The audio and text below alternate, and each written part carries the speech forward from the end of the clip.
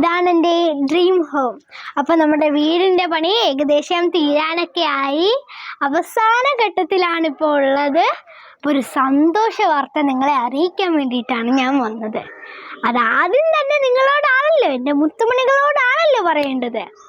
അപ്പോൾ എൻ്റെ വീടിൻ്റെ പാലുകാച്ചിൻ്റെ ഡേറ്റ് എടുത്തു. പാലുകാച്ച് അല്ലെങ്കിൽ കയറി താമസം, കുടിയിരിപ്പ്, അങ്ങനെ പല സ്ഥലത്തും പല പേരുകളാണ് പറയുന്നത്. ഏതായാലും ഹൗസ് വാമിങ്ങിന് ഡേറ്റ് എടുത്തു. ജനുവരി 4-ാം തീയതി. ജനുവരി 5-ാം തീയതി എൻ്റെ ബർത്ത്ഡേ ആണ് കേട്ടോ.